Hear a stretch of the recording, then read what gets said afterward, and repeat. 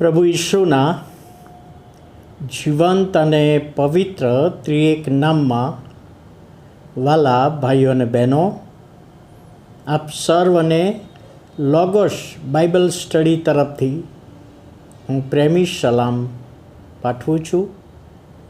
આજનો દિવસ 4 જુલાઈ 2024 અને ગુરુવારનો આ નવો દિવસ આપણા જીવનોમાં પ્રભુએ બતાવ્યો માટે પ્રભુનો ખૂબ આભાર માનીએ છીએ. આજનું પ્રોમિસ જે આપણે જોવા માગીએ છીએ તો નીતિવચન, તેનો 2 અધ્યાય અને 17મી કલમ. નીતિવચન 2 અને 17.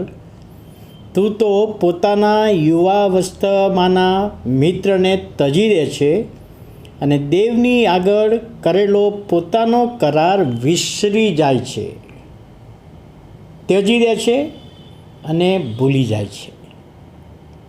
સુલેમાન રાજાએ વૃદ્ધાવસ્થાના સમયમાં લખેલું આ ગીત આવનાર પેઢી માટે બહુ જ મહત્ત્વનું શિક્ષણ આપે છે. મેં અગાઉ કહ્યું હતું ઇન્ટ્રોડક્શનમાં કે નીતિવચનમાં કુટુંબ સંબંધી, પતિ પત્ની સંબંધી શિક્ષણ આપવામાં આવે છે.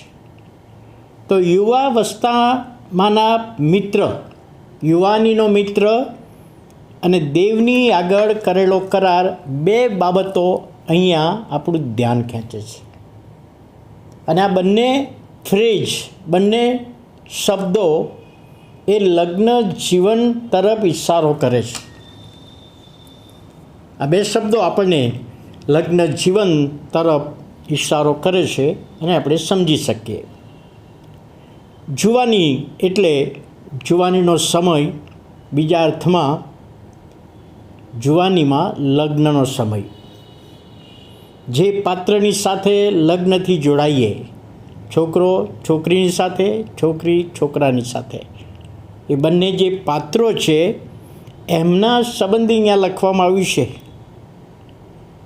અને અહીંયા નીતિવચનમાં કહે છે તમે એ બંને લગ્ન જીવનના પાત્રો એકબીજાને તમે ત્યજી દો છો, છૂટા થઈ જાઓ છો, સેપરેટ થઈ જાઓ છો.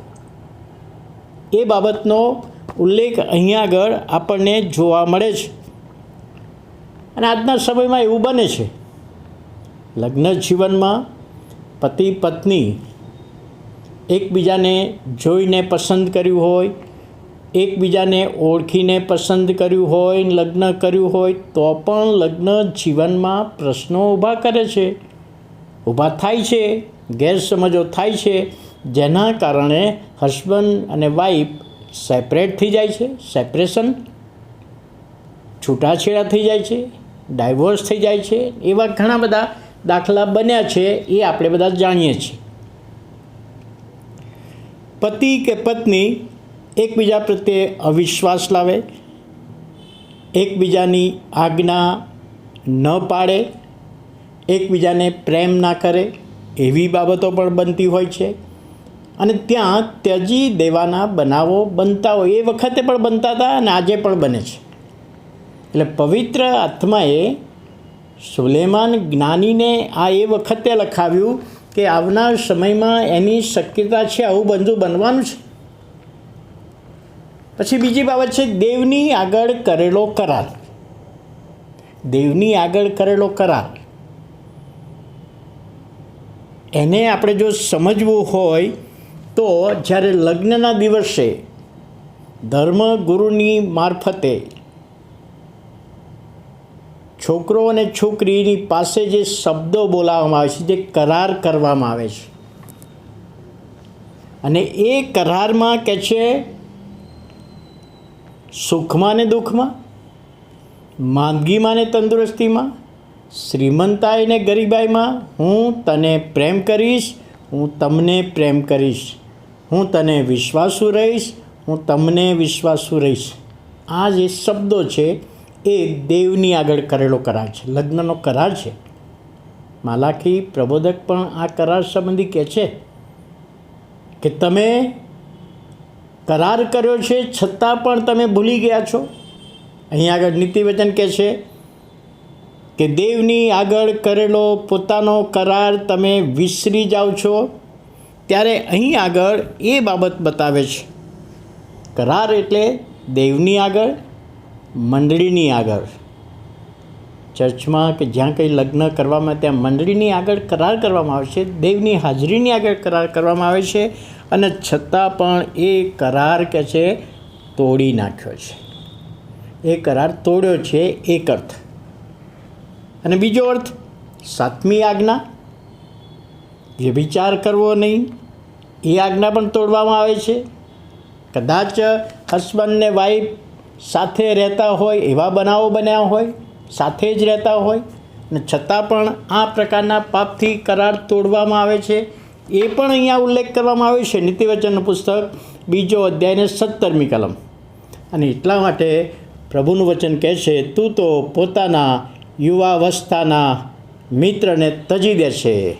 જુવાનીના સમયમાં જે લગ્ન કરેલું એ વ્યક્તિને તું ત્યજી દે છે, છોકરો હોય કે છોકરી હોય. અને દેવની આગળ કરેલો પોતાનો કરાર વિસરી જાય છે. અહીં આગળ અદ્ભુત બાબત પ્રભુ આપણને બતાવવા માગે છે કે આપણે ત્યજી ના દઈએ, ભૂલ હોય તો માફી આપીએ, પોતાની ભૂલ હોય તો સ્વીકારીને કબૂલ કરીએ અને માફી માગીએ. અને દેવની આગળ કરેલો કરાર એને પાળવા માટે પ્રયત્ન કરીએ. અને પ્રભુ એનો આશીર્વાદ, દોરવણી, સહાય આપણા જીવનોમાં આપે. પ્રાર્થના કરીએ. વાલા પ્રભુ, અમે તમારો આભાર માનીએ છીએ, તમારા નામને ધન્યવાદ આપીએ છીએ. આજનું વચન સમજવામાં, કૌટુંબિક જીવનને ધ્યાનમાં રાખીને જે વચન પ્રભુ તમે એમને બતાવ્યું, પતિ પત્નીના સંબંધીનો કરેલો કરાર, તમારી આગળ કરેલો કરાર પ્રભુ અમે ભૂલી ના જઈએ, યાદ રાખીએ અને એ પ્રમાણે જીવીએ. એ માટે સહાય માગીએ છીએ. તમારા હાથોમાં સોંપાતા ઈસુ પ્રભુના નામે સાંભળો, માન્ય કરો. આમીન.